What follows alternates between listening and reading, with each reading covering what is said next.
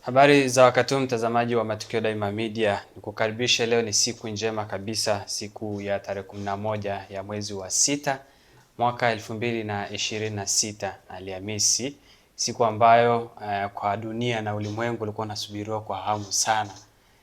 Imekuwa ni shauku ya watu wengi sana kusubiri siku kama ya leo, walikuwa wakitamani ifike na hatimaye imefika. Tunasema hayawe hatimaye yamekuwa. Sasa yamekuwa.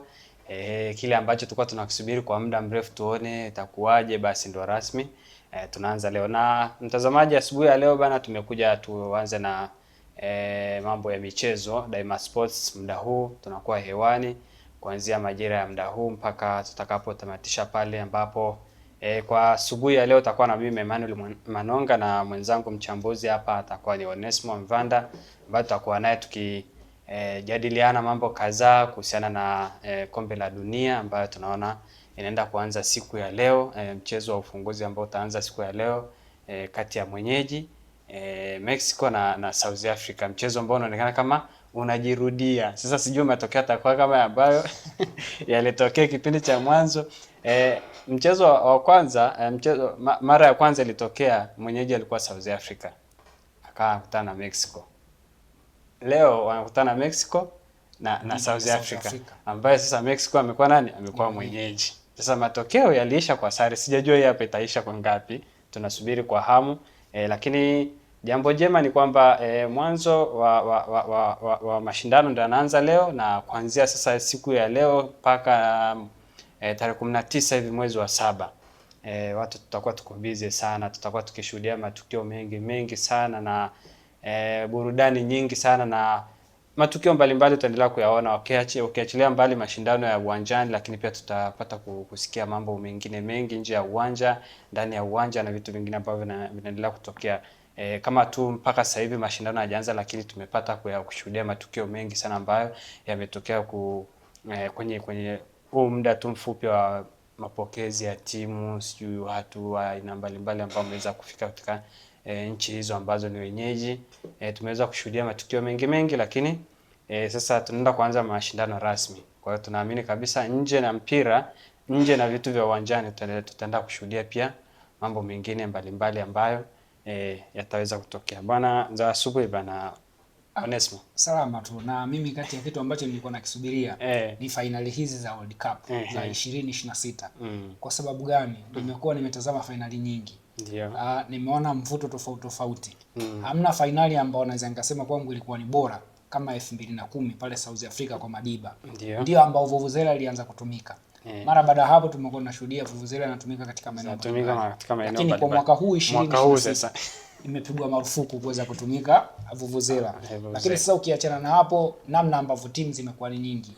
Tulikuwa tunashuhudia timu 36. Lakini sasa hivi timu 48. Kwa hiyo ukiangalia tu unaona namna ambavyo ushiriki wa timu zimekuwa ni nyingi. Lakini bara letu la Afrika tumekuwa tunashuhudia toka finali hizi zimeanza mwaka 1930 hatujawahi kufanya vizuri.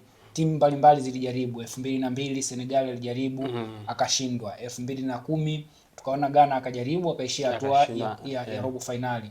2022 hatimaye Morocco ndio ambaye alijaribu akathubutu akaweza kumaliza katika nafasi ya nusu finali na mwisho siku akamaliza katika nafasi ya 4 kwa timu bora duniani. Lakini mara baada ya hapo sasa hivi hizi za 2026 Morocco tumemshuhudia kiwango chake kwenye renki. Tumeshuhudia Morocco yuko nafasi ya 8 katika timu bora duniani na kwa Afrika akiwa ni wa kwanza, lakini kwa dunia akiwa ni wa 8. Tumekuwa tunashuhudia viwango vinakuwa vinabadilika ingia toka, lakini viwango hivyo havimaanishi kuwa wewe ambao uko nafasi ya kwanza ndio ambao utakuwa bora. Wewe ambao uko nafasi ya 8 sio ambao utakuwa bora. Lakini mpira tunasema mpira ni dakika 90, mpira una matokeo ya kikatili, na namna ambavyo timu zinakuwa zinacheza mchezaji mmoja kuweza kujituma ndio ambao juhudi pamoja na timu yake nzima inaenda kwenda kusaidia.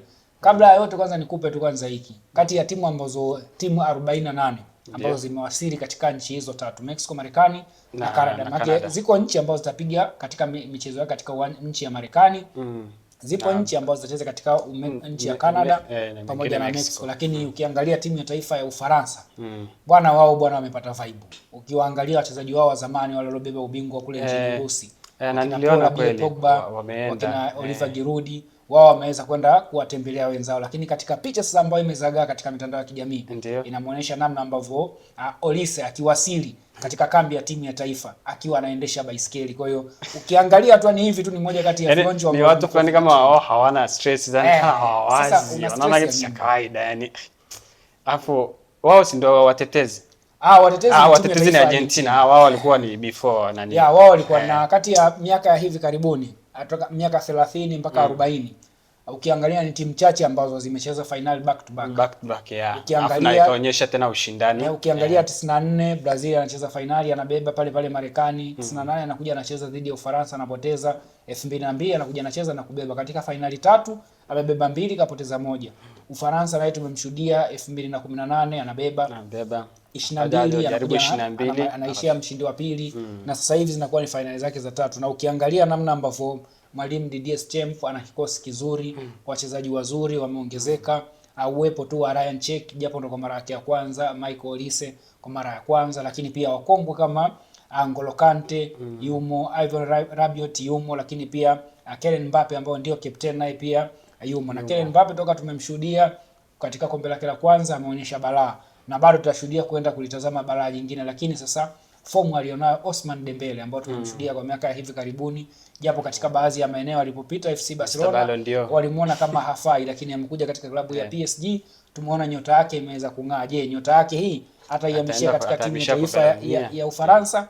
Na Ufaransa wana ina wachezaji wengi na ni miongoni mwa timu ambayo inapewa sana asilimia kubwa za kushinda na ni kombe hili msimu. Sasa hapo uliposema asilimia kubwa, unajua katika timu 48 ziko timu ambazo ni pendwa. Yaani kila mtu anatamani kila mtu ana na katika hizo timu pendwa ni timu hizi 4 takriban. Timu ya kwanza ni timu ya taifa ya Brazil. Ile ndio timu pendwa. Yaani hiyo ndio timu pendwa. Timu ya pili ambayo nimeiona imetajwa sana ni timu ya taifa ya Hispania. Nikajaribu kujiuliza kwa nini, nikaangalia kuna Lamine Yamal. Nikasema yes, au Hispania watu wamevutiwa na wale watoto wale wa Barcelona. Yaani wale watoto walikuwa machachari ndo. Lakini timu ya tatu bwana kutoka pale kwa Malkia, timu ya taifa ya Uingereza. Na yenyewe inaonekana kama ni timu pendwa. Lakini taifa la mwisho ni taifa la Portugal kwa kina Cristiano Ronaldo. Hizo ndio timu 4 ambazo ni timu pendwa. Lakini sasa timu ambazo zinapewa nafasi kubwa ya kwenda kutoa taji hili, yani ma title contender. Timu ya kwanza ni timu ya taifa ya Hispania. Ya pili ni timu ya taifa ya Ufaransa. Ya tatu ni timu ya taifa ya Uingereza. Na ya 4 ni timu ya taifa ya Argentina, na mwisho kabisa ni timu ya taifa ya Ureno. Kwa timu 5 ndizo ambazo zinapewa nafasi. Timu ambazo hazipewi nafasi ya kufanya vizuri: Brazil, Ubelgiji. Japo inapendwa, yani japo inapendwa, lakini katika kutajwa kwenye kuchukua ubingwa yani anaonekana hapewi nafasi kati ya favorite, yani zile timu ambazo zinapendwa, lakini pia kwenye issue ya ubingwa ni swala jingine. Maana ukija katika vilabu pendwa tunafahamu ni vilabu ambavyo tunavifahamu, Real Madrid, Uingereza pale United, lakini ukija ukitaja ma title contender utasema Arsenal, kina Man City, Liverpool. Hao wengine ni pendwa, lakini hao wengine ni ma title contender. Ndio pengine Brazil inapendwa kwa sababu aina yake ya uchezaji, kwa sababu wale ukiangalia ma playmakers wazuri, yani ambao wanaonyesha mchezo mzuri akiwa uwanjani, wengi sana wao wanatokea Brazil. Kwa hiyo pengine watu wanapenda aina ya uchezaji wao, namna ambavyo wanacheza. Ni kurejeshe nyuma. Siku ya leo unajua ndio ufunguzi. Na katika ufunguzi ndio kuna vitu vingi. Kwanza mwanamama Shakira ambaye aliperform katika finali mbalimbali. Finali yake ya kwanza kuperform ilikuwa ni 2006 kule nchini Ujerumani, tukashuhudia akifanya balaa. Finali yake ya pili ikawa kwa mara ya kwanza katika bara letu la Afrika pale South Africa kwa Madiba. Ya tatu ikawa ni kule Brazil katika maeneo mbalimbali ikiwemo St Paul aliperform. Lakini mara baada ya hapo hatujamshuhudia akiperform, akaja kuperform 2018 kule Urusi. Mara baada ya hapo 2022 alikosekana, lakini this time pia amerudi na ngoma yake inakwenda kwa jina la Dadai. Na siku ya leo ndio ambayo itatumbuizwa pale katika ufunguzi pale nchini Mexico. Na Mexico sasa wao, mimi napenda kuwaita hawa ni ma-Mexicana. Kwa sababu gani nawaita hivyo? Kwa sababu nikitazama kuna takriban wachezaji watatu walioipita pale katika klabu ile ambao niliwatazama kwa uzuri. Mchezaji wa kwanza ni Carlos Vela ambaye alicheza katika klabu ya Arsenal pamoja na Real Sociedad kule nchini Spain. Lakini wa pili ni mtazama Javier Hernandez Chicharito ambao walionekana katika fainali za kombe la dunia mataifa pale South Africa. Mwisho wa siku akasajiliwa na klabu ya Manchester United chini ya mwalimu Sir Alex Ferguson. Nilimtazama kwa uzuri. Lakini watatu ambao ananivutia zaidi ni goalkeeper wao Onua, ambao huyu goalkeeper siku ya leo akicheza mchezo wake wa siku ya leo, fainali zake zinakuwa ni fainali zake za 5, anaenda kwenda kuungana na wachezaji mbalimbali wakiwemo Lionel Messi, Cristiano Ronaldo ndio ambao anaenda kwenda kuungana nao katika fainali hizo. Kwa hiyo nimekutajia wachezaji hawa watatu ambao katika kikosi cha Mexico ambao nimewatazama kwa nyakati tofauti tofauti. Na kitu kingine pia kinachoenda kwenda kuongeza mvuto, siku ya jana nimeshuhudia pia nchi ya Mexico shule zikifungwa, lakini sio kufungwa tu, namna ambavyo maandamano, walimu wameweza kuandamana kwenda katika shamra sasa zile za kuelekea fainali za kombe la dunia, na rais wao alikwambia zitakuwa ni fainali za kihistoria na fainali za kwanza hakuwahi kutokea. Kwa hiyo tunatarajia sasa siku ya leo tuweze kuona vibe kutoka Mexico, namna ambavyo wanavyoshangilia, lakini pia burudani ambazo tutakazokuwa tunazipata kutoka pale Mexico. Kiachana na masuala ya kisiasa ambayo yametokea hivi karibuni, lakini pia tunaenda kwenda kutazama moja ya burudani ambayo ni nzuri, lakini kwa mara ya kwanza mataifa matatu. Tumeshashuhudia mataifa mawili. Mwaka 2002 tulishuhudia Korea na Japani wakiandaa fainali hizo. Lakini mara baada ya hapo tumeshuhudia sasa hivi ni kwa mara ya kwanza mataifa yakiwa yameongezeka 48, lakini pia mataifa matatu ndio ambao yakihost finali hizo. Siku ya leo tarehe 11 ufunguzi ni Mexico. Mchezo wa nusu finali utachezwa katika nchi ya Canada. Na mchezo wa finali yenyewe na mchezo wa kufunga ambao ndio finali sasa utapigwa pale katika jiji la Donald Trump, nchi ya Marekani. Penyewe pale. Sasa kuelekea katika finali hizi, kwanza katika mitandao mbalimbali ya kijamii kuna yule referee kutoka barani Afrika katika nchi. Sasa yani umeona hapo, sasa nataka nikurudishe katika bana finali za mwaka huu za kombe la dunia. Kuna namna fulani tunaweza kusema labda Afrika sijui tume kidogo na sisi tumetengeneza ramani. Kwanza msimu huu tumeingiza timu 10. Sawa, kuna marefa kutoka Afrika nao wameongezeka. Sio wamechukuliwa kama 6 7, mmoja ndio huyo mmoja ndio huyo. Japo nimeona amepewa nani mwaliko Canada. Kwa maana hiyo sasa nilivyoona hiyo taarifa jana mimi nikasema saa nyingine Mungu akiwa anataka akufanikishie jambo anatafuta njia nyingine. Baada ya kukataliwa kwenye njia ya kuingia kule Marekani, basi Canada akaamua muite kupitia njia huko kwao. Lakini pia kingine ambacho nahisi kingine kutoka Tanzania. Je, una habari kwamba tuna msanii ataenda kuperform nani World Cup?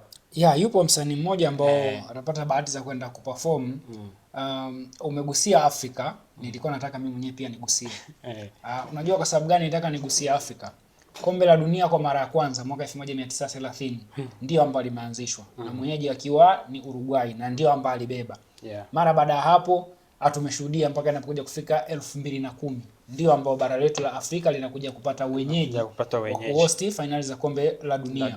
Na chini ya rais alikuwepo ni Sepp Blatter ndio ambaye alikuwepo, ambao Sepp Blatter yeye aliingia madarakani mwaka 1994. Mara baada ya kuingia madarakani ndio ambao rais amekaa kwa muda mrefu, takriban vipindi 7, makombe 7 ya dunia ameweza kuyakia chini ya rais Sepp Blatter. Na Sepp Blatter yeye kwa mara mwisho aliondoka 2015 kwa kashfa ya matumizi mabaya ya fedha, ndio ambaye aliondoka. Lakini huyo Sepp Blatter ndio ambaye aliweza kuipa nafasi bara letu la Afrika kuweza kupata wenyeji wa finali za kombe la dunia ambao ni nchi ya South Africa. Kwa hiyo ukiangalia wao waliweza kukutwa na kashfa ya matumizi mabaya ya fedha, lakini bara la Afrika ni moja kati ya watu ambao haliwezi kuwasahau. Kwa sababu gani aliwasahau? Linajua kabisa toka finali hizi zimeanzishwa mabara yote yalikuwa yanapata wenyeji wa kuandaa finali hizi, lakini bara la Afrika ndio ambalo lilikuwa linatengwa. Lakini yeye alivyokuja, alikuja akatazama, akaona kuna umuhimu finali hizi ziweze kwenda katika bara la Afrika. Na mara baada ya hapo 2010 tukashuhudia South Africa. Lakini mpaka sasa hivi takriban miaka 16. Lakini 2030 pia linarudi tena Afrika katika nchi ya Morocco. Kwa hiyo unaona kabisa mara baada ya Sepp Blatter kufungua milango na rais Infantino ambaye yeye ndio ambaye aliingia mwaka 2015. Kaingia naye mara baada ya kuingia, kwa hiyo itakuwa takriban miaka 15 toka rais Infantino aingie.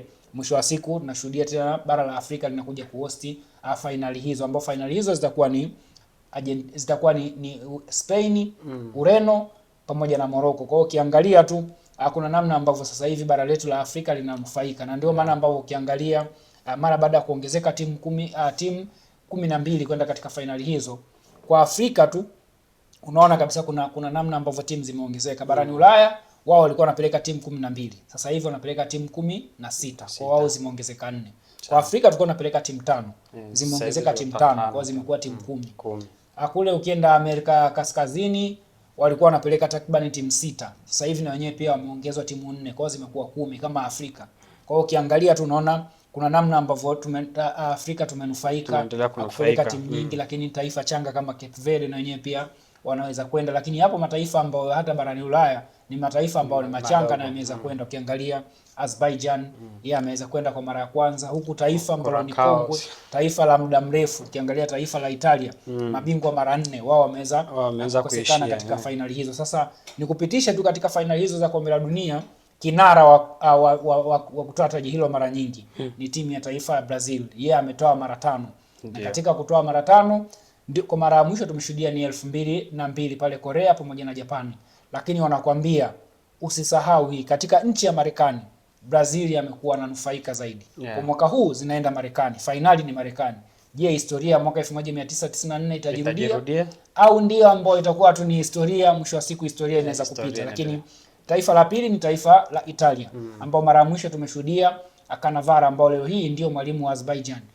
Cannavaro yeye ndio ambaye alinyanyua kombe hili pale nchini Ujerumani akiwafunga Ufaransa kwa mikwaju ya penalty, na ndio ambao tulishuhudia Zinedine Zidane Zizou akimpiga Marco Materazzi kichwa. Mara baada hapo akapewa kadi nyekundu na kuweza kustafu. Alistafu kwa heshima, lakini kwa kitendo alichoweza kufanya sio cha kuungana cha kimichezo Zinedine Zidane Zizou. Na kwa mara ya mwisho tukashuhudia taifa sasa la Italia 2010 zilikuwa finali zake za mwisho. Mara baada hapo 2014 tulizishuhudia ambao walikuwa 2010 walienda hawakufanya vizuri. 2014 Brazil walienda ambao mwalimu wao alikuwa ni Antonio Conte kama unakumbuka, na walishia hatua ya robo finali, ambao ndio mwalimu ambao ndio muumini alileta mfumo wa mabeki watatu nyuma. Mara baada hapo 2018 Urusi hatukuwashuhudia, 2022 hatukuwashuhudia, na sasa hivi 2026 pia na kwenye hatujawashuhudia. Kwa hiyo vipindi vitatu timu ya taifa ya Italia hatujawashuhudia ambao ni mabingwa mara 4. Lakini taifa jingine ni Ujerumani, na wenyewe pia mabingwa mara 4 ambao kwa mara ya mwisho wao wanatoa finali hizi ni 2014 kule katika ardhi ya Brazil. Na ukiangalia Ujerumani wao chini ya mwalimu Joachim Löw, nakumbuka kipindi hicho ilikuwa ni Ujerumani ambayo imetengenezwa takriban miaka 12 ilikuwa inatafuta taji hili. Ukiangalia 2002 katika mashindano ya Euro wao waliweza kucheza vizuri, lakini katika kombe la dunia 2002 wanacheza finali, wanapoteza dhidi ya Brazil, ndio kwa mchezo wa kwanza ambao walipoteza. Na goalkeeper wao alikuwa Oliver Kahn, na Oliver Kahn alifungwa magoli mawili tu dhidi ya Ronaldo de Lima, ambao Ronaldo de Lima ndio ambaye alikuwa top scorer wa mashindano haya na kuweza kubeba tuzo ile ya mfungaji bora. 2006 katika ardhi yao ya nyumbani wanatolewa katika hatua ya nusu finali. 2010 katika pale South Africa pia wanatolea hatua ya nusu finali dhidi ya timu ya taifa ya Spain. Lakini 2014 wao ndio wanakuwa mabingwa na kuweza kumfunga mwenyeji Brazil, kama unakumbuka kile kipindi cha magoli 7-1. Joachim Löw ndio ambaye alihitimisha hivyo, na mwisho wa siku wao wakawa mabingwa katika finali hizo. Lakini tukaja kushuhudia 2018 kule nchini Urusi hawakufanya vizuri, walitoka hatua ya makundi wakaondoshwa. 2022 pale Qatar pia hawakufanya vizuri, wakaondoshwa. Lakini sasa hivi ukiangalia chini ya mwalimu Nagelsmann timu ndio ambayo imeanza kutengenezwa upya, lakini wapo wachezaji ambao mbalimbali tunaenda kwenda kuwashuhudia majina mapya. Lakini pia mkongwe Manuel Neuer yeye ndio ambaye atakuwa langoni. Manuel Neuer yeye finali zake za kwanza zilikuwa ni 2010 pale South Africa, akaishia hatua nusu finali. Finali zake za mashindano yanaweza kuwa ni ya mwisho kwake kutokana na umri alionao miaka 41 ndio ambao finali za mwisho. Na taifa la tatu ni taifa la Argentina. Argentina wao ukiangalia toka walivyobeba kipindi cha Diego Armando Maradona mwaka 1986 kama unakumbuka, kwa goli la mkono dhidi ya timu ya taifa ya Uingereza. Kikapita kipindi kirefu 2022 pale katika ardhi ya Qatar ndio ambao kizazi hiki kikaweza kubeba ubingwa, lakini ubingwa huo kiliupata kupitia kwa Lionel Messi, Emiliano Martinez. Lakini pia shukrani au wao wanakwambia wa Argentina hawatamsahau Kolo Muani kwa kukosa ile chance ya mwisho kabisa, dakika za mwisho, na ndio ambao wao waliweza kuwasaidia wakaweza kwenda kwenye mikwaju ya penalty na kuweza kuchukua taji hilo. Na ukiangalia Argentina wao katika vipindi kadhaa hawakuwa na rekodi nzuri. Ukiangalia 2002 pale Korea na Japani hawakufanya vizuri. 2006, 2010 walau walijaribu, lakini walitoka hatua ya 16 bora kama unakumbuka, hatua ya robo finali. Hatua ya 16 bora ilikuwa ni Ujerumani dhidi ya Uingereza, ambao Uingereza alikula goli 4 akaondoshwa. Akaja Argentina hatua ya robo finali chini ya mwalimu marehemu Diego Armando Maradona, naye pia alikula chuma 4, wakina Lionel Messi hao wakaondoshwa. 2014 Brazil ndio ambao waliweza kupambana wakafika, kama unakumbuka, hatua ya finali. Hawakuweza kupata dhidi ya Ujerumani, wakafungwa goli 1-0. 2018 hawakuwa na rekodi nzuri, lakini 22 ndio ambao walicheza finali na wakaweza kubeba kombe hilo. Lakini sasa hivi wanarudi na wanapewa nafasi, na ukiangalia moja kati ya timu ambayo imekuwa inafanya vizuri katika mashindano mbalimbali ambayo imekuwa inashiriki, takriban mwalimu wao ametumia finali takriban 4 mpaka sasa, na katika finali zote hizo amebeba, zikiwa finali 2 za Copa America. Moja kama unakumbuka ile wanaita finalism, ambao unakumbuka walicheza dhidi ya timu ya taifa ya Italia, ile bingwa wa Euro na bingwa wa Copa America, ndio ambao wao walishinda. Lakini tukaja kushuhudia finali 2 za Copa America, tukaja kushuhudia finali moja ya kombe la dunia, zinakuwa finali 4. Kwa sasa hizi ya kombe la dunia inakuwa ni finali ya 5. Akibeba mwalimu atakuwa ameingia katika historia, katika finali 5 atakazokuwa ameshiriki zote atakuwa amebeba. Kwa hiyo inakuwa ni moja kati ya historia. Lakini tukiachana na hapo sasa, wafungaji bora wa kombe la dunia muda wote, wa kwanza ni Miroslav Klose. Huyu bwana ni Mjerumani, anatokea taifa la Ujerumani, na kwa mara ya mwisho aliitumikia nchi yake mwaka 2014 katika finali zile za Brazil, ambao ndio ambao aliweza kuisaidia yeye akuweza kubeba. Ana magoli 16. Wa pili ni Ronaldo de Lima. Huyu bwana yeye kwa mara ya mwisho tumemtazama katika finali za mwisho kabisa, Ronaldo de Lima za pale South Africa kwa mzee Madiba. Ana magoli yake 15. Lakini watatu ni Gerd Müller. Huyu Gerd Müller ni alikuwa mshambuliaji wa zamani wa timu ya taifa ya Ujerumani. Yeye ana magoli 14. Lakini pia wa mwisho ni Justin Fonte, yeye ana magoli 13. Kwa hao ndio moja kati ya washambuliaji bora. Lakini wapo ambao wanafuata sasa. Lionel Messi ana magoli 13, kwa anahitaji magoli 3 tu ili aweze kumfikia Miroslav Klose. Na ukiangalia takriban michezo sasa hizi imeongezeka tofauti na kipindi cha nyuma. Huku ukimwangalia Kylian Mbappe akiwa na magoli 12, anahitaji magoli 4 tu ili aweze kufika pale. Lakini unaambiwa katika historia ya finali za kombe la dunia, Ronaldo ndio mchezaji pekee kuanzia ameanza kushiriki 2006 akivaa jezi namba 17, toka mpaka 2016 mpaka 2022 pale Qatar, ndio mchezaji pekee ambao katika kila kombe la dunia anafunga mchezo wowote ambao amekuwa anacheza. Hamna mchezo ambao hajawahi kufunga. Kwa hiyo hiko ndio kitu ambacho kipo, lakini usije ukashangaa kwa nini hapo unamkosa. Ukienda katika mashindano mbalimbali ndio top scorer, lakini unaoongoza kwa assist yuko marehemu Diego Armando Maradona ambaye ana assist 8 kwenye kombe la dunia. Lakini pia yuko Lionel Messi naye pia kwenye kombe la dunia na assist 8. Kwa hiyo katika kombe hili akitoa tu assist moja anaweka historia na kuwa anaongoza kwa assist nyingi zaidi. Hao ndio ambao wanaongoza kwa upande sasa wa assist. Lakini pia tumeshuhudia pia wachezaji mbalimbali. Lionel Messi unajua katika kombe la dunia pia ndio mchezaji pekee ambayo amechukua ile mchezaji bora wa mashindano ambao tumeshuhudia katika kipindi tofauti kuanzia wakina Ronaldo de Lima, wakina Ronaldinho Gaucho, wakina Kafu, wakina Dunga, Didier Deschamps ambao ndio kocha wa timu ya taifa ya Ufaransa sasa hivi, ambao mwaka 1998 anabeba katika ardhi yake ya nyumbani. Hajawahi kubeba mara 2. Lakini Lionel Messi yeye tumeshuhudia 2014 pale Brazil akiweza kuchukua tuzo ya mchezaji bora wa mashindano ya kombe la dunia. Lakini pia mara baada hapo 2018 hakuchukua, ambao 2018 alichukua mchezaji mwingine. 2022 Qatar kachukua, ila hao wengine wote niliokutajia wao wamechukua mara moja. Ila Lionel Messi yeye ndio ambao akachukua mara 2. Ndio hapa sasa utakuja kuamini kuwa ana deserve kuchukua tuzo ya Ballon d'Or mara 8 ambazo ndizo ambazo amechukua, na huku asimu wake Cristiano Ronaldo yeye akichukua mara 6. Na timu hizi zote katika fainali za kombe la dunia hawa vinara wote wapo. Lionel Messi yupo, Cristiano Ronaldo yupo katika mataifa yao, huku Lionel Messi akiwakilisha Argentina, lakini pia CR7 akiwakilisha timu ya taifa ya Ureno, bila kumsahau Neymar Jr naye pia za kwa fainali zake za mwisho akiwakilisha taifa la Brazil.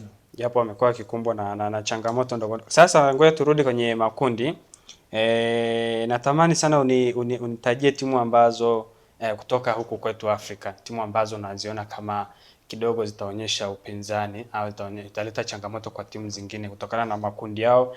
Wamepangwa kwenye makundi gani, na kulingana na kundi lake linavyoonekana ana uwezo wa kupita kwenda 16, na baada hapo ataendelea na mashindano zaidi. Kwa hiyo ni timu gani kutoka Afrika ambazo naona zitaonyesha challenge kwa timu zingine kutokana na makundi yao? Kwanza kabla ya hayo, unajua katika mashindano yoyote kuna timu ambazo zinakuwa zinakusanya pointi nyingi katika mashindano mbalimbali. Sasa utafiti ambao umefanywa mpaka sasa hivi inaonyesha timu 4 ndizo ambazo zimebeba pointi nyingi katika kombe hili la dunia toka limeanzishwa mwaka 1930.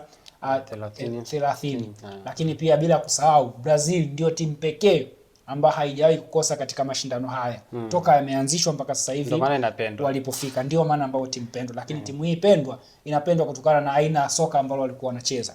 Taifa la kwanza ni taifa la Hispania. Wao wamekusanya pointi 2026. Toka wameshiriki finali za kombe la dunia. Hilo ndio taifa la kwanza. Taifa la pili ni taifa la Ufaransa. Wao wamekusanya pointi 2015. Taifa la Ufaransa toka wameanza kushiriki. Lakini kuna mtu atajiuliza kwa nini ni mabingwa mara mbili tu?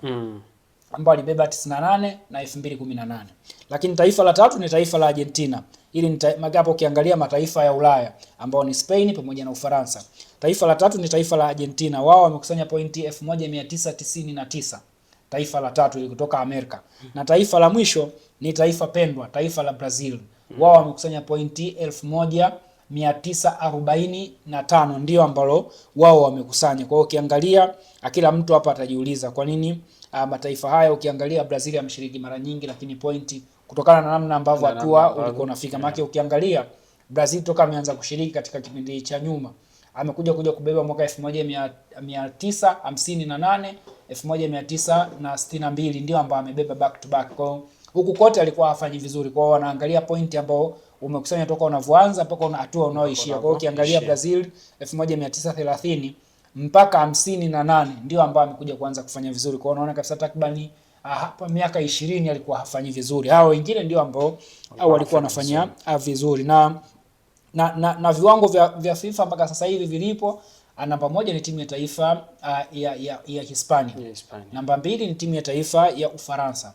Namba 3 ni timu ya taifa ya Argentina. Namba 4 ni timu ya taifa ya Uingereza.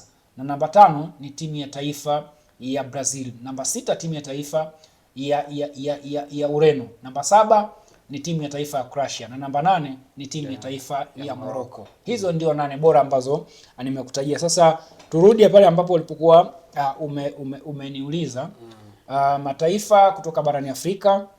Kwanza nikutajie tu kwanza msimamo wa makundi namna ambavyo upo ndio ambao utajua.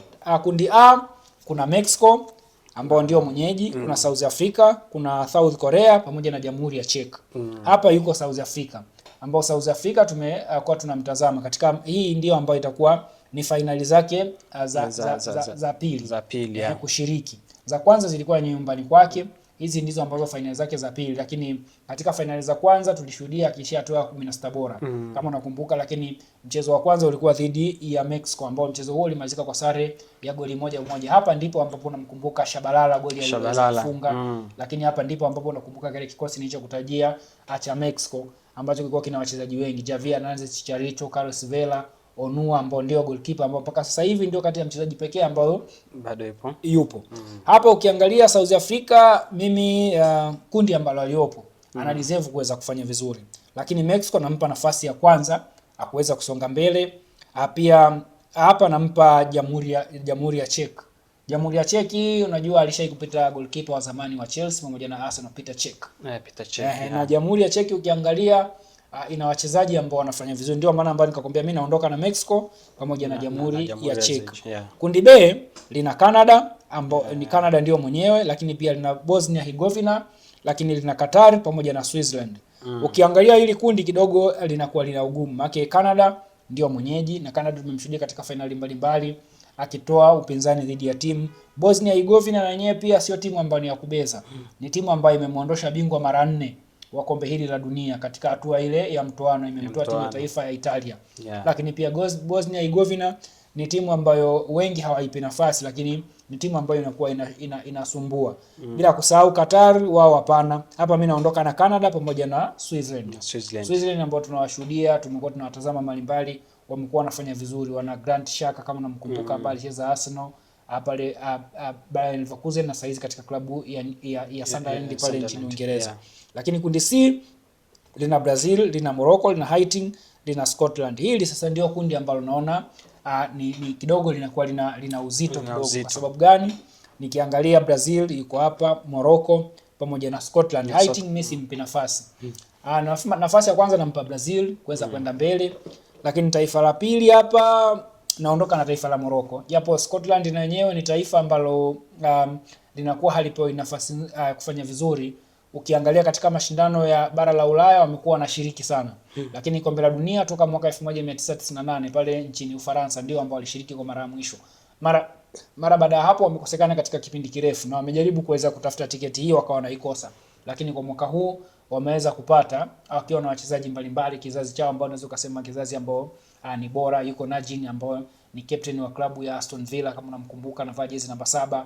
Lakini pia yuko Scott McTominay ambao amepita katika klabu ya Manchester United, sasa hivi yuko pale Napoli nchini Italia.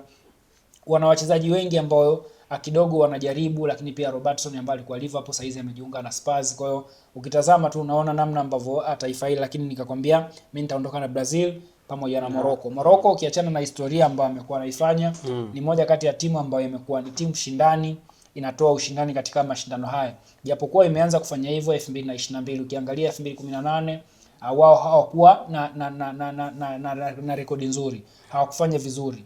Walikuwa wanajaribu kuweza kutafuta tiketi wakafanikiwa, lakini wameenda kule wakawa ni watu kama wakusindikiza. Lakini baada hapo wakujua wakaamua sasa akuja kuweza kukaa chini na kuweza kutengeneza vipaji ambao vipaji hivyo ndio akina Ashraf Hakimi, golikipa wao Yusuf Bono ambao tulikuwa tunamshuhudia amecheza Sevilla, sasa hivi yuko Al Ahly pale nchini Saudi Arabia ambao tunamshuhudia uwezo wake. Lakini bila kusahau Yusuf Amrabat, ilikuwa ni moja kati ya finali zake nzuri sana pale nchini Qatar. Alionyesha uwezo mzuri. Lakini pia yuko Maziraoui ambaye anacheza katika klabu ya Manchester United, japokuwa amepata majeraha, kwa hiyo huenda katika finali hizi asiwepo. Lakini ukija ndio maana nikakwambia mimi nitaondoka na Brazil pamoja na Morocco. Kundi D lina mwenyeji Marekani, lina Paraguay, lina Australia pamoja na Uturuki. Mimi hapa nitaondoka na Marekani pamoja na Uturuki, japokuwa Marekani ni moja kati ya taifa ambalo katika kombe la dunia limekuwa halifanyi vizuri. Tumeshuhudia ni mara nyingi linashiriki, 2006 limeshiriki, 2010, lakini haifanyi vizuri. Lakini mimi nitaondoka na Marekani pamoja na Uturuki. Kundi hii kuna Ujerumani, kuna Karakao, kuna Ivory Coast pamoja na Ecuador. Sasa hapa ndio ambao nikiangalia naona ukakasi. Ecuador sio taifa la kubeza. Ivory Coast sio taifa la kubeza. Ukiangalia Ujerumani naye fomu yake kwa miaka hivi karibuni amekuwa na fomu nzuri. Lakini nitaondoka na Ujerumani, taifa la pili. Mimi hapa bwana nitaondoka na Ivory Coast, tembo wa Afrika. Sawa. Lakini ukiniambia kama best loser nitakwambia na Ecuador naye pia yumo. Na Ecuador ukiangalia na moja kati ya wachezaji ambao ni wazuri. Yuko Moses Caicedo ambaye anacheza katika klabu ya Chelsea, lakini pia ni moja kati ya watu ambao unaitazama vizuri. Kundi F lina Netherlands, lina Japan, lina Sweden, lina Tunisia. Hapa sasa mimi nitaondoka na Netherlands pamoja na Sweden.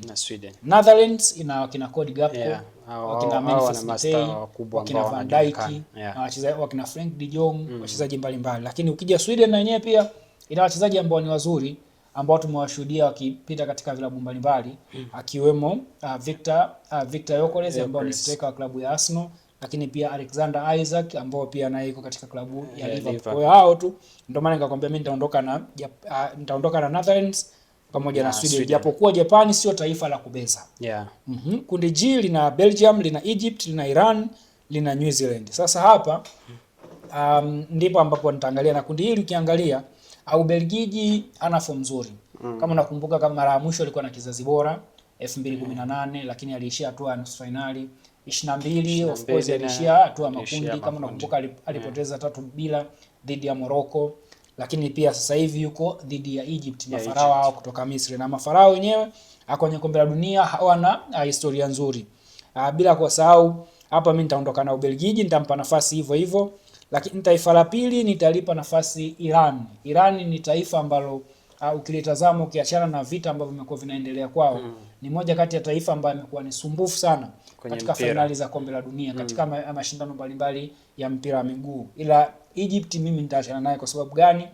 Ni timu ambayo nikiitazama asioni future yao mbele. Maana ukiangalia of course wana wachezaji wazuri, Mohamed Salah, wana Omar Marmoush, lakini bado sioni future yao ya mbele. Ndio maana nikakwambia anatoka na Ubelgiji pamoja na Iran. Lakini kundi H lina Spain, lina Cape Verde, lina Saudi Arabia, lina Uruguay. Hapa bwana, mimi pasipo kupepesa macho nitaondoka na Spain, nitaondoka na Uruguay.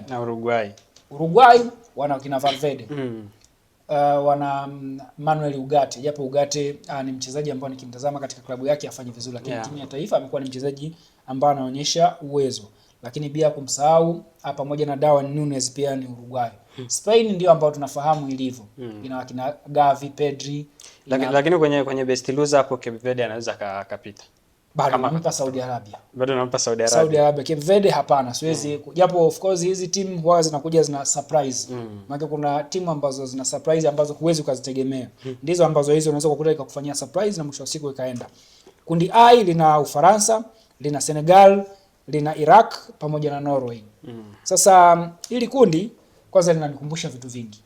Kabla ya kukupitisha hivyo, unakumbuka Norway ni taifa na lenyewe ukiangalia mara ya mwisho ilishiriki finali hizo ilikuwa ni 98 pale Ufaransa. Ambao kipindi hicho babake wa Erling Haaland alipata majeraha kushiriki. Ila katika mchakato wote aliweza kuisaidia timu kama alivyofanya mwanae Haaland. Kuisaidia timu ikaenda. Lakini katika finali yeye alikosekana. Imepita kipindi kirefu, sasa hivi tunashuhudia Erling Haaland yeye kaisaidia timu kuweza kufuzu, lakini pia naye mmoja kati atakuwemo. Hapa sasa mimi bwana nitaondoka na Ufaransa, nitaondoka na Norway. Senegal nitamwacha. Japokuwa Senegal 98 Ufaransa na kwa bingwa, wanakuja 2002 pale Korea na Japani wanakutana. Senegal walikuwa kundi moja na Ufaransa. Na Ufaransa katika kundi hilo alimaliza nafasi ya mwisho.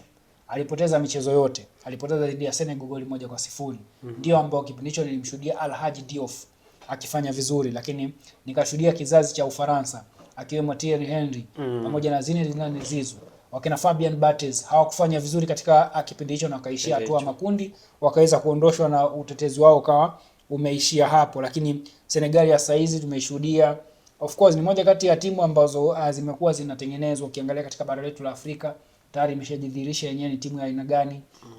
Ukija sasa nimeitazama katika michezo hii ya maandalizi, sijaona rekodi nzuri. Wamepoteza 3-2 dhidi ya Marekani. Wakatoa sare ya bila kufungana dhidi ya Saudi Arabia juzi. Kwa hiyo ndio maana ambavyo nikaangalia nikakwambia Senegal ina wachezaji wengi, la siwezi kuipa nafasi. Nitaipa nafasi timu ya Norway ambayo ina Erling Haaland, ina Martin Odegaard, lakini pia inafanya vizuri. Hata ukitazama unaona kabisa kuna future ambayo ipo katika klabu ya Norway. Na taifa jingine hapa ni taifa la kundi J ambao lina Argentina, lina Algeria, Austria pamoja na Jordan. Hapa nampa bingwa mtetezi Argentina, lakini taifa jingine naloondoka nalo ni Austria lina mchezaji mmoja anaitwa Marko Arnautovic. Huyu alishai kupita katika klabu ya Fulham, sasa hivi yuko katika klabu ya Al Ahly ya pale Saudi Arabia. Ndio ambao mchezaji ambao ukiangalia age yake ni kubwa, lakini ni mchezaji ambao anakwenda anafanya vizuri katika timu hiyo. Na Algeria yeye mimi simpi nafasi kabisa, kwa sababu nampa Austria, kwa sababu Austria ni moja kati ya timu ambazo zimekuwa zinafanya vizuri katika miaka ya hivi karibuni. Hata unapokutana dhidi ya timu kubwa zinatoa upinzani wa hali ya juu. Kwa hapa na mimi naondoka na labda ukiniambia best loser ndio ambao nitaondoka na Algeria. Kundi K lina Portugal, lina Congo, lina Azerbaijan na Colombia. Hapa mimi nitaondoka na Portugal pamoja na Colombia. Lakini kundi L lina Uingereza, lina Croatia, lina Ghana, lina Panama. Hapa mimi nitaondoka na Uingereza pamoja na Croatia. Ghana nitaachana naye, ambapo japokuwa Ghana sio taifa la kubeza. Tumekuwa tunashuhudia 2010 haikupewa nafasi lakini ikaonyesha uwezo. Lakini sasa ukitazama kipindi kile wachezaji waliokuwepo na wachezaji sasa hizi wana Thomas Partey, wana wachezaji kama Ayew, lakini kipindi kile ukiangalia Ayew, Jordan Ayew alikuwepo, mdogo wake huyu alikuwepo, lakini pia walikuwa na watu wakina Samoa Gyan walikuwepo, wakina Samoa Gyan alikuwepo pale, Michael Essien.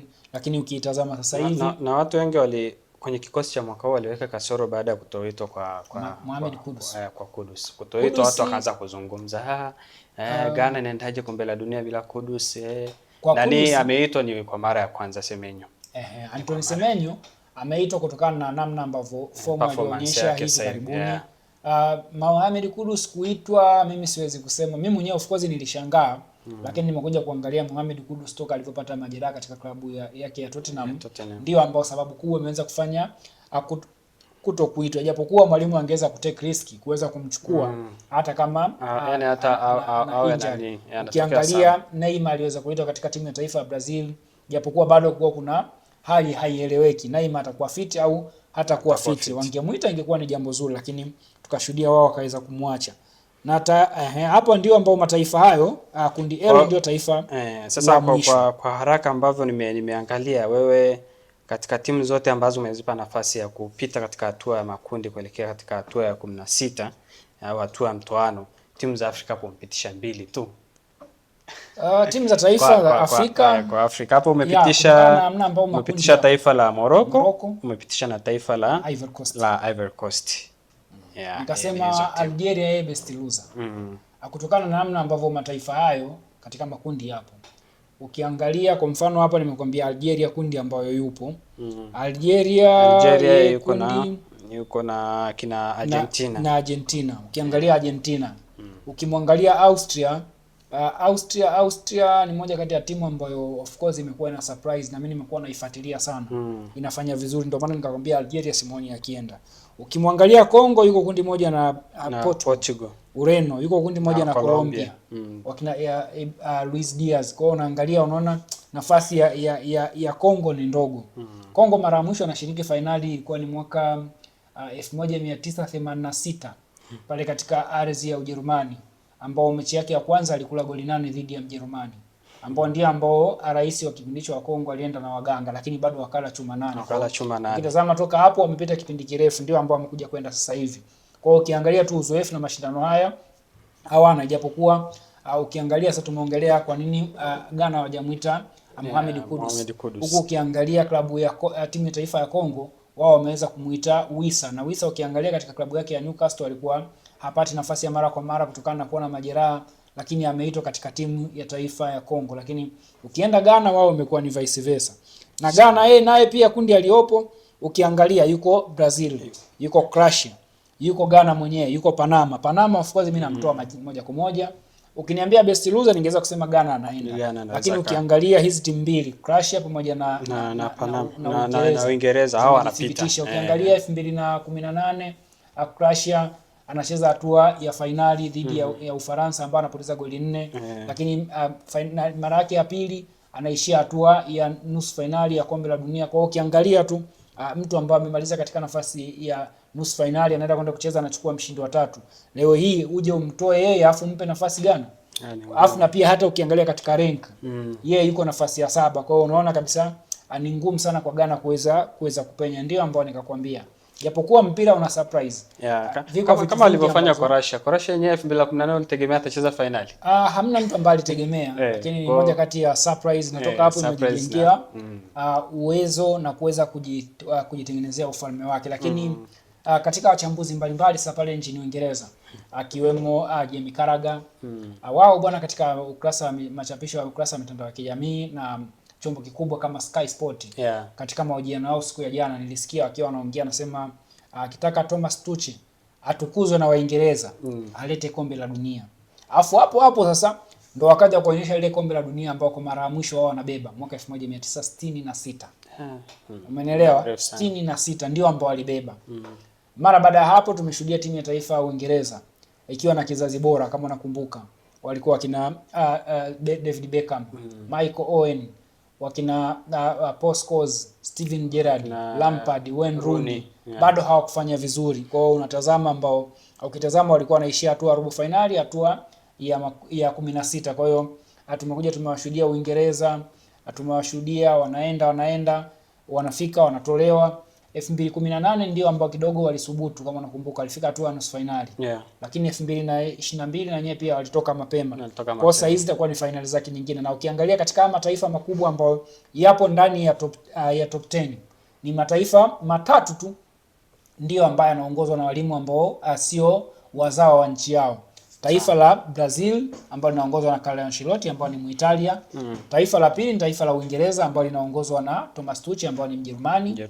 Na taifa la tatu ni taifa la Ureno ambalo linaongozwa na mwalimu Roberto Martinez ambao ni Mhispania. Kwa hiyo ukiangalia tu unaenda kwenda kutazama, na historia inakwambia hakuna mwalimu mgeni akaenda kuifundisha nchi na nchi hiyo ikaweza kuwa bingwa wa kombe la dunia. Kwa hiyo hapa sasa ndio ambao unapata kizungumkuti.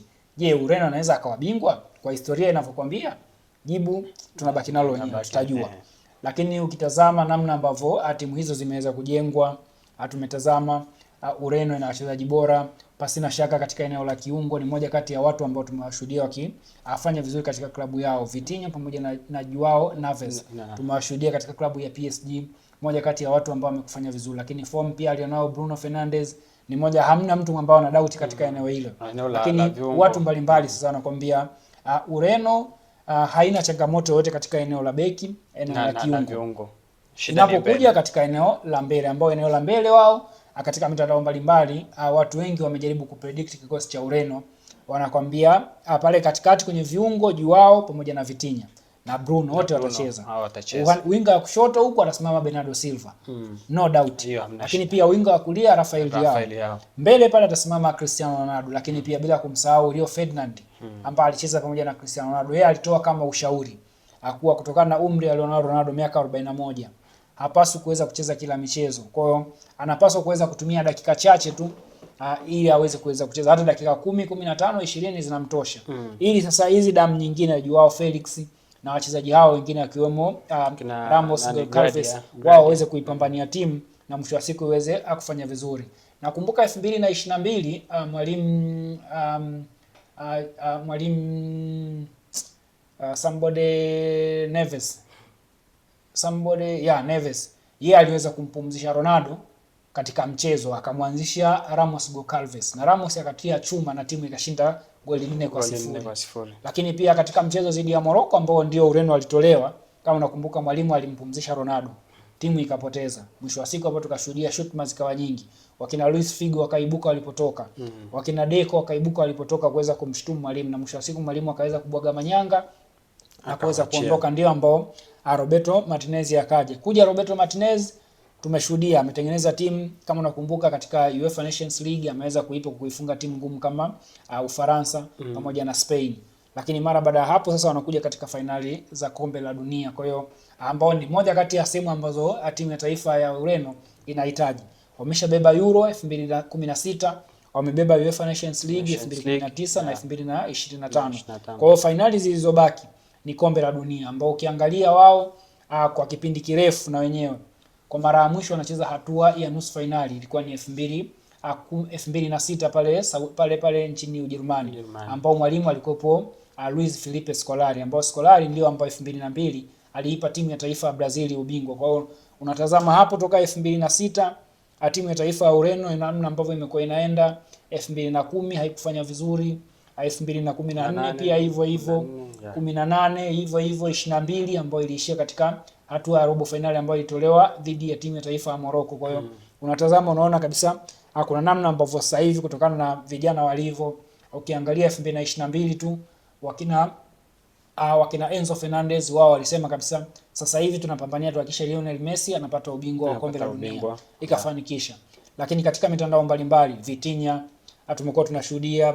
Siku ya jana nimepita katika ukurasa wa mtandao wa kijamii wa Joao Neves, yeye kuna vitu kaandika, akasema kitu cha kwanza alichokitekeleza ilikuwa ni ubingwa wa UEFA Nations League kwa ajili ya kuweza kumfanya mwenzao aweze kufurahi marehemu Diego Jota mara baada ya kuweza kubeba ubingwa ule. Lakini wanakuambia sasa hivi lengo lao la pili ni ubingwa wa kombe la dunia, ambao huo itakuwa ni special kwa ajili ya Cristiano Ronaldo, na yeye anasema ni moja kati ya kitu ambacho anachofurahi akwenda kucheza dhidi ya Cristiano Ronaldo kwa sababu ni mtu ambaye anamuadmire, yani mtu ambaye anamkubali. Lakini Cristiano Ronaldo amekuwa ni role model wa wachezaji wengi sana.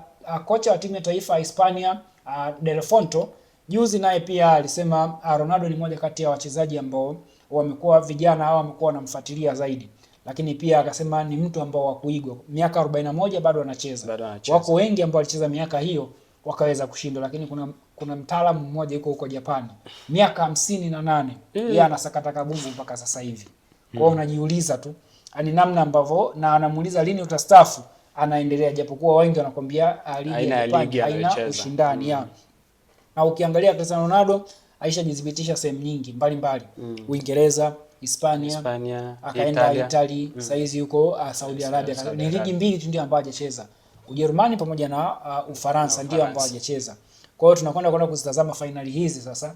Moja kati ya finali ambazo zitaenda kuwa bora. Na siku ya leo ndio ambao ufunguzi. Mpaka sasa hivi tunaanza count masaa tu. Maana tunasema siku.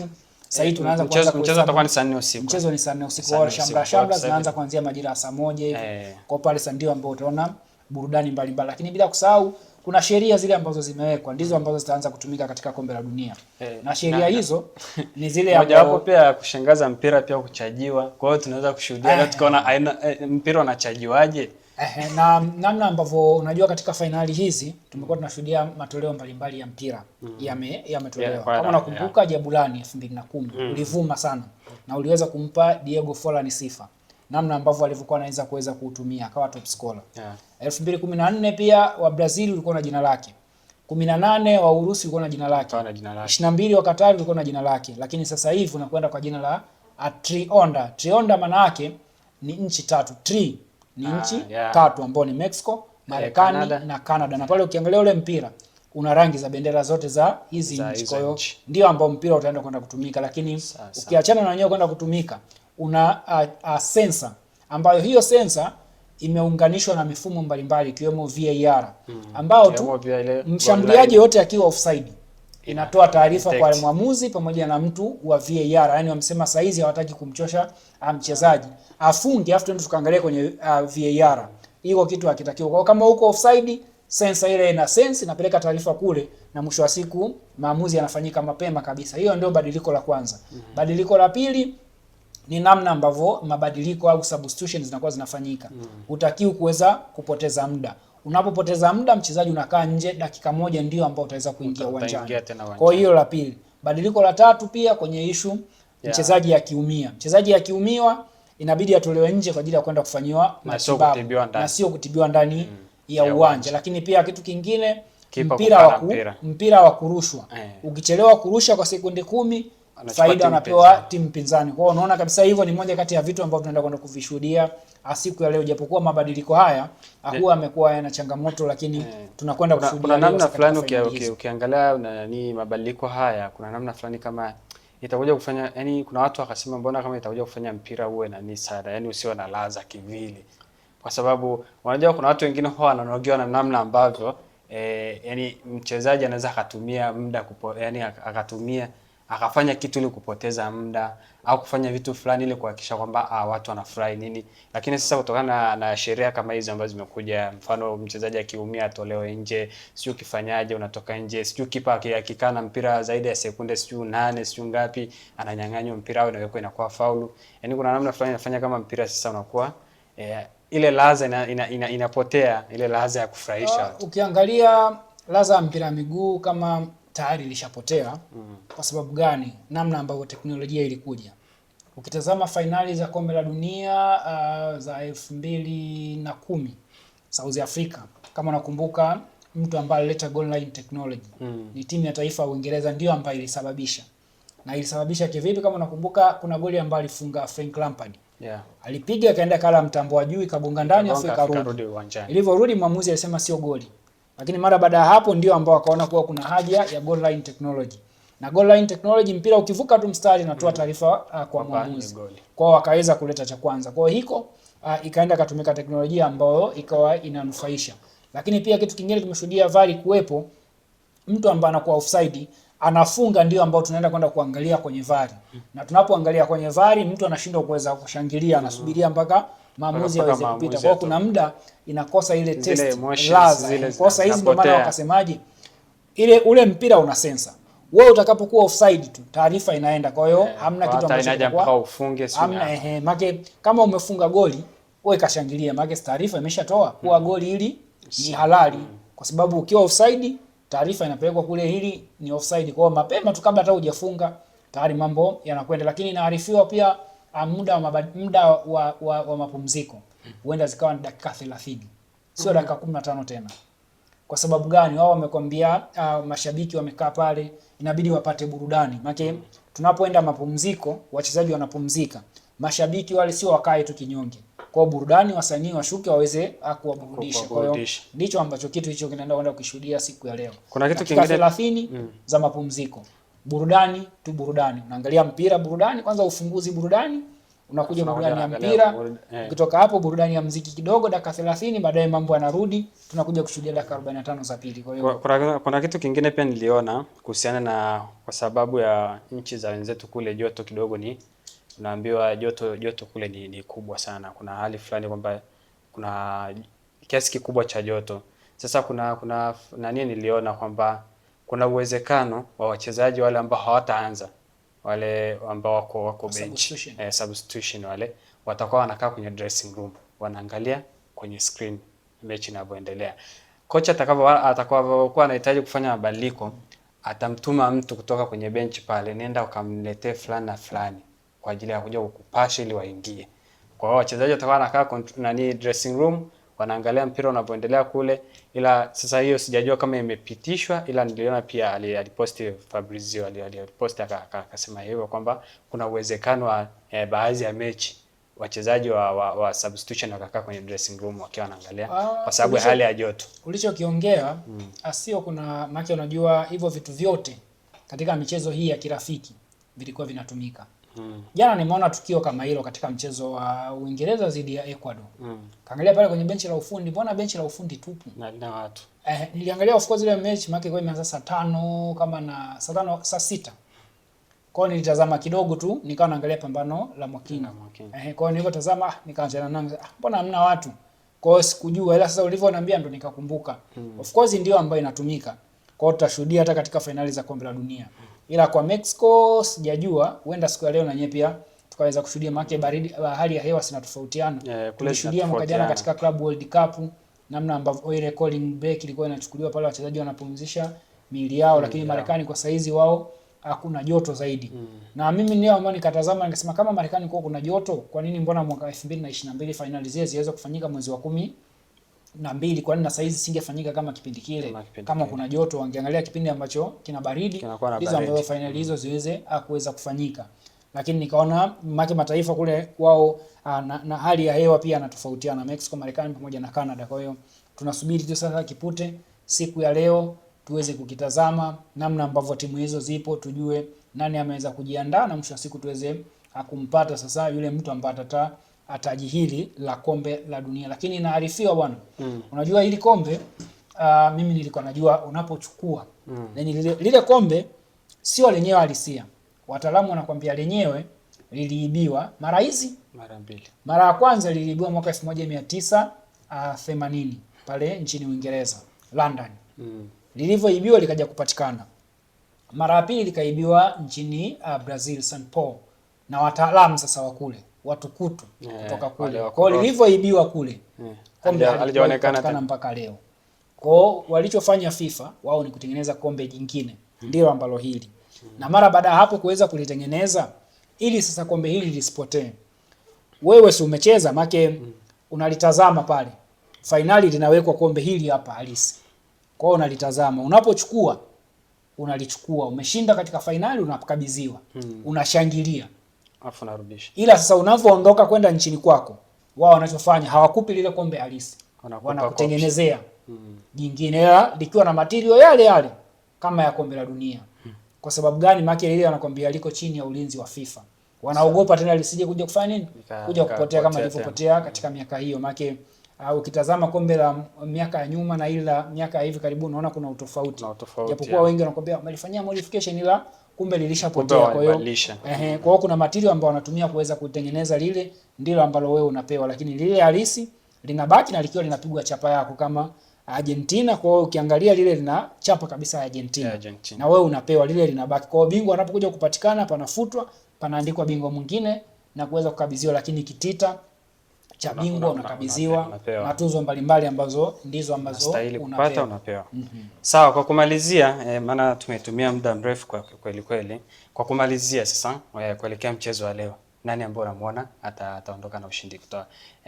Tukiangalia mara ya kwanza wanakutana pale South Africa, mchezo uliisha kwa sare.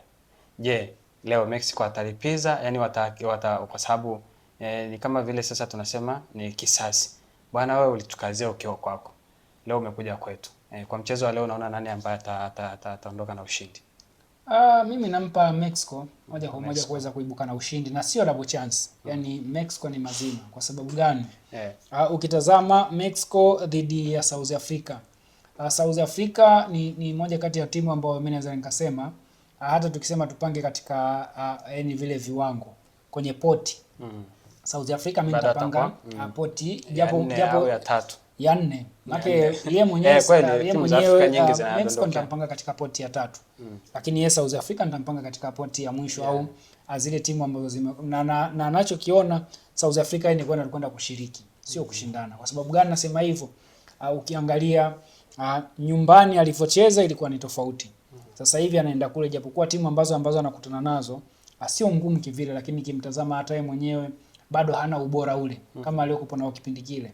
Nikitazama wachezaji wake alionao ndio ambao wananipa ukakasi wa kuweza kusema South Africa anaweza akaenda kufanya wonders, japokuwa wachezaji timu kama hizi huwa zinakuja na full package. Ndio ambao nikakwambia, nakumbuka Morocco 2022 hakuna aliyowahi kuzania, lakini mwisho wa siku tukaja kushuhudia imefanya wonders na kwenda kuweka historia. Kwa hiyo huenda South Africa wakakifanya, lakini atakuwa ni moja kati ya maajabu mengine ambayo tutaenda kuyashuhudia katika finali hizi za kombe la dunia za 2026. Na katika finali hizi maajabu lazima yatatokea. Maajabu ya finali yakosekana.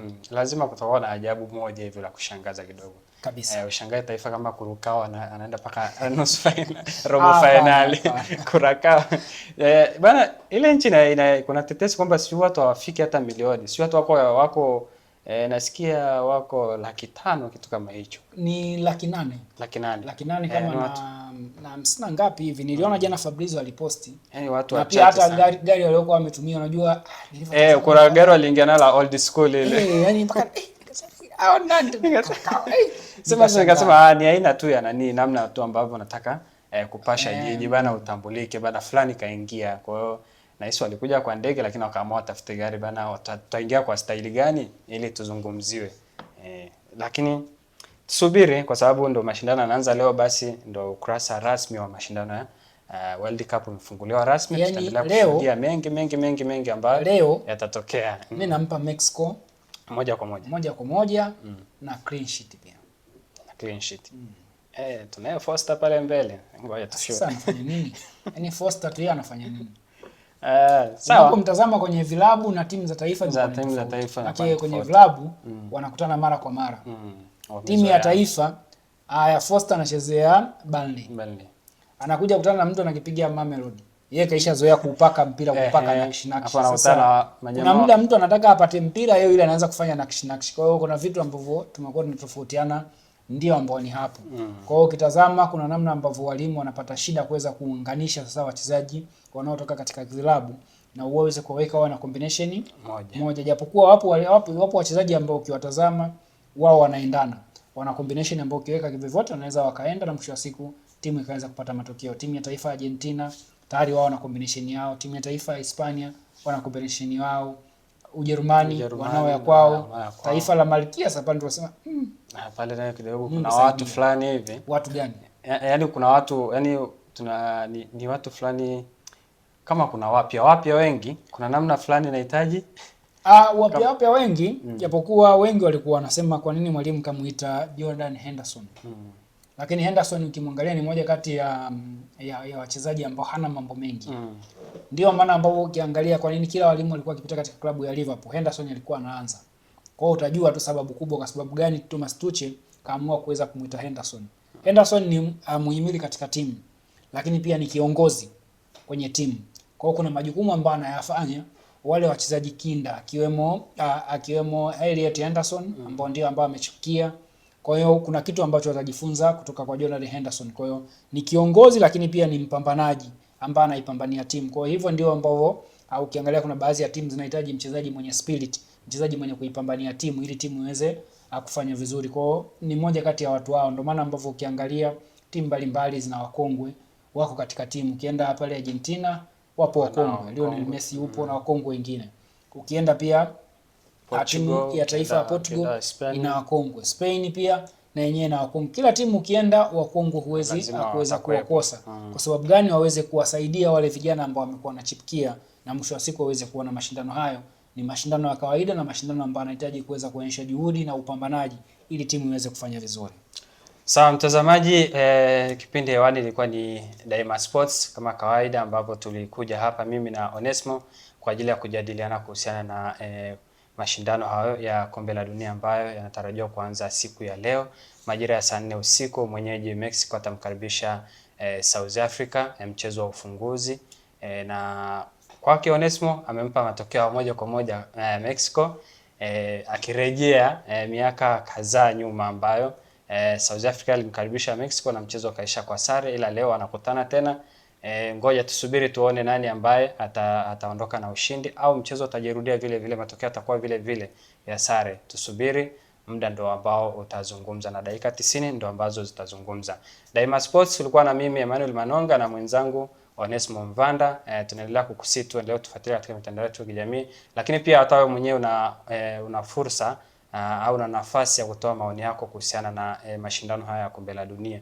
Nani ambao unampa matokeo moja kwa moja? Nani ambao unamuona anashinda, ana uwezekano au ana nafasi kubwa ya kushinda ubingwa? Lakini nani ambao unamuona ataenda kuwakilisha au ataenda kuwakilisha Afrika vyema katika mashindano hayo? Nafasi ni ya kwako kutoa maoni. Tunakushukuru na uendelee kuwa pamoja nasi.